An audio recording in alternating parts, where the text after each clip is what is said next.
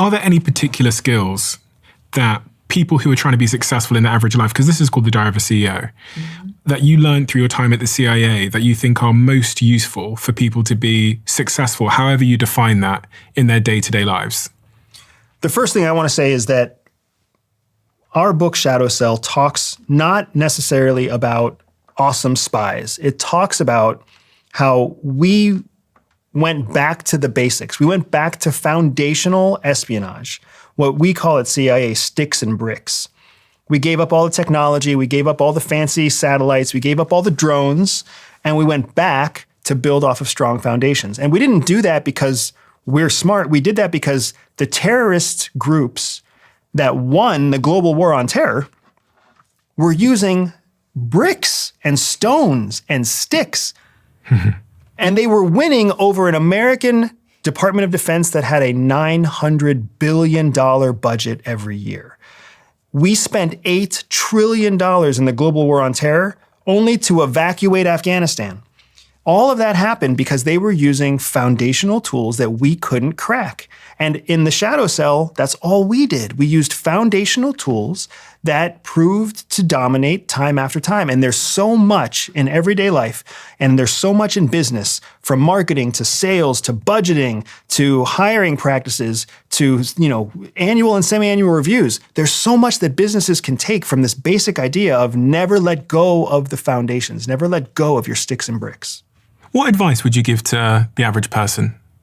Generally in their life, about how to live a good life based on what you've seen, what you know now, and how you look at the world? For me, a good life is a life spent doing the things you want to do, the things that bring you joy, when you have the age and the energy to do them. It makes me super sad whenever I meet people who wait until their 60s and they retire to be free, to try and travel. And that's when they focus on learning the guitar, and that's when they focus on art, and their body just can't keep up with them. Their body can't travel like it used to travel. They have a shake in their hand. They can't paint anymore, but they believed for 30 years that it would be better when they retire instead of acting on it right now. And for me, it's all about finding joy in the moment today. My son is 12. He plays chess now.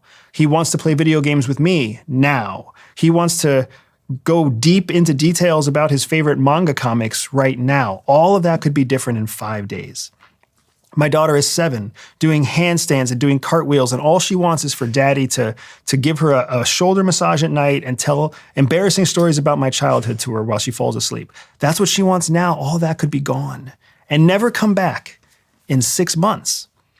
I have to do it now. If I don't do it now, it'll never happen. I won't be able to wait until I'm wealthy. I won't be able to wait until I sell a company. I won't be able to wait until I retire and then try to get these moments back now. So what can I do? I ask myself every day, what can I do right now to maximize the joy that I get right now? Because it's not just my joy that's happening, it's also the joy that I'm giving to the people who want my time and space, my wife, my kids, my peers, my clients. What can I do to bring joy to myself will bring joy to others? Why does that matter so much, Joe? I can see it in your face. My life is filled with people who failed to figure that out. My life is filled with a mother who kept waiting to do the things that she wanted to do, and now she still doesn't get to do it. And grandparents who retired poor, and family members who retired poor, and people who died early, and people who got hurt and can't walk. And I called your mother. We spoke to your mother. Did you call my mom? Yeah, and when I asked her this question, I said to your mother, what's your relationship like with Andy? And she burst into tears. Did she really? She went on to say how proud she was of you, but it was telling that she burst into tears when she was asked that particular question. That's awesome. I'm glad that you called her. I talk to Jihi about this often because I never had a relationship with my father. And my relationship with my stepfather was very bad. I go into some of that in the book as well. And I, as an adult, only project negative assumptions on what they must have intended because that's what I was shaped to believe as a child. I can't confidently project positive expectations on them because as a child, I never believed they were doing anything positively. I believed my mom was career focused, and I believed that my mom didn't really want to be a mom. I believe that my mom didn't really want to be married to the man she was married to, and that's what I believed as a kid. So now as an adult, that's my foundation. Jihee's foundation with her parents is completely different. Like, it's incredible now because like the disparity between my negative thoughts of my youth and Jihee's positive memories from her youth are starkly contrasted. And that's why I want to give my children something like what my wife had. And what's your answer to that, Jihee, in terms of what you want next? So when I was younger, I was brought up with this idea of a destination. So I did everything I was supposed to do. Got good grades in school, went to college, went to grad school, got a career with the federal government. It was really good. And then we left CIA. And I was like, but I had made it. Like I rode that train. I did everything I was supposed to do and I made it. So what are we doing now? And it was a really hard transition for me. But now that, we have the kids and we have our business, and I've gone through a lot of therapy, I realized that CIA believes that all people are born with a spy secret superpower. For some people, that means they can win deals. For others, they can spot liars. Some can even seduce lovers. I built a free 3-minute test to help reveal to you exactly what your secret hidden superpower is. All you have to do is click on the link in the description below, take the test, and start using your spy superpower to stay ahead of 99% of people. Andy has been right all along. It really is. You never know what the next moment is going to bring. And so you have to enjoy every moment that you have right now. Don't put off that trip until next year. Do it as soon as you can. Don't, those dishes don't need to get washed right now. If your kid wants to read a book with you, you can just put that off for a little bit. It's taken me a long time, but Andy and I are now aligned on the, live every moment with as much joy as you can. Because, and to my other point, you never know when shit's going to hit the fan. So enjoy it now because you never know when you might have to, flee your house because it catches fire, or flee the country because a war breaks out, or, Getting arrested in a foreign country. Yeah, getting arrested in a foreign country. And I'm a big believer of seeing the writing on the wall. I don't think that my advice to people is don't be complacent. Just like Andy said, don't be complacent in your business, but don't be complacent in your life either. Before World War II kicked off, there was tons of writing on the wall of what was coming. And people just kept thinking to themselves, that can't happen here. It can't get that bad, can it? Are you trying to tell me something? So the writing on the wall for Americans is that we are transitioning into something new. We will never go back to what we were. And so you either need to be a part of creating the new America, or you need to start thinking about where else you're going to go. Because the America we knew before no longer exists, and it will never come back. This is new America now. So you either take part in it or you leave. Okay, so what is old America under your definition? So old America, and I'm not that old.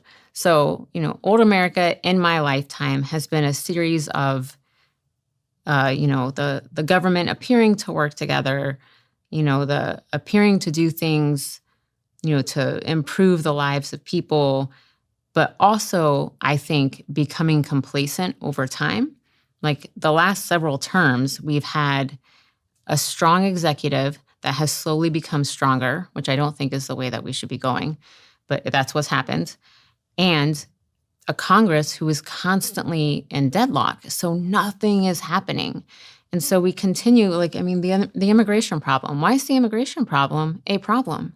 This could have been fixed decades ago, honestly. Decide what you want for immigration. Decide what you want your policy to be, right? And the policy, clearly, I think most people agree, isn't open doors. So if it's not open doors, what do you want? And then make that policy happen. So, I think we've had a history now of an executive getting stronger. For some reason, the American people want a strong man. So when you say the executive, you mean the president? The president, yeah. The president's getting more power to do things? Yes. For a period of time, it was because Congress didn't want to make their own decision, so they pushed the power to the president. And then, in probably the last 16 years, we've seen the president take more power, execute more executive orders. So whether you like it or not, we're in a period now where there's a strong executive. When anybody gets power, it's very unlikely they're going to let it go. So do you think Trump's not going to go anywhere? I think the executive, Trump is the current executive, whoever the next executive and the executive after that, they will continue to retain their executive powers. Yeah. But this doesn't benefit them to let go of the office of the executive's powers. So, Jihi, if that's the old America, where it got slightly more complacent, there was more power and increasingly more power given to the president, you're saying we're in a transitional moment now. What does that new America look like on the end of that transition, in your view? So I don't think we have a good idea of what it's going to look like. I think the current administration is taking a lot of risks that I find interesting. Interesting is a very neutered word. What is the real word? I mean, interesting is the real word, because I think that he's taking a lot of risks that really break down how things have been for a long time. So, getting rid of, pulling money from Medicaid and Medicare, getting rid of USAID, transitioning from soft power to hard power. Hard power being dropping bombs on Iran. Yes. Okay. So we're giving more money to military and we're taking money away from, aid, basically. So we're making that shift. We're making, various economic shifts, immigration shifts. And I think there's a lot of unnecessary panic about all of it, because whether I agree with his methods or not, I think that we just have to wait for things to settle out. And if something doesn't work, I think he's the type of guy that's going to take another risk and see if he can fix it. Or that if it doesn't work by the time the next administration comes in, they'll have to do something with it. Nothing stops, everything keeps going. So, I don't know that America is heading for a future that I want to be a part of. I think that's a true statement. But I think there's a lot of Americans out there who this is the path that they want to take. What is your perspective on everything Jihi just said? The transition that's happening right now is a transition where the American people have to decide how much they want to get involved and how much they want to let other people just do it for them. And Donald Trump is I'll do it for you kind of guy. And Joe Biden was also an I'll do it for you kind of guy. And Obama was an I'll do it for you kind of guy. And we are electing people who will do it for us. Do what for us? Whatever nasty thing we don't want to deal with, budgeting, currencies, hard work, foreign trade, foreign relations, wars, we want to be able to just talk about it without having any blood on our hands.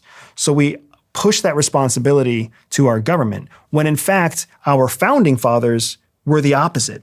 Our founding fathers were, hey, the blood is on all of your hands. You tell us what you want us to do. Do you want a revolution? Then let's go fight a revolution together. Do you want to build a new government? Then we'll build a new government together. That's how our country was supposed to be formed. So when Jihi says that we're in a transition and she doesn't know where it's going, she is accurate. We don't know what the future holds, except we know the future holds more pain, for sure. Because we will either come out of this through a painful transition that makes us better, or we will come out of this through a less painful transition that leaves us in a position that none of us want to be in. And then we're going to have to put in more pain to fix it all again.